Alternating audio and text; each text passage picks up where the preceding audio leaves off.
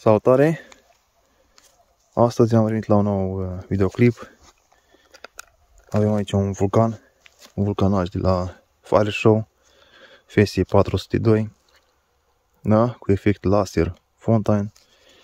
Ok. Este de categoria F1. Vârsta minimă este de 16 ani. Are 7,5 grame încărcătură. Bun. 15 mm.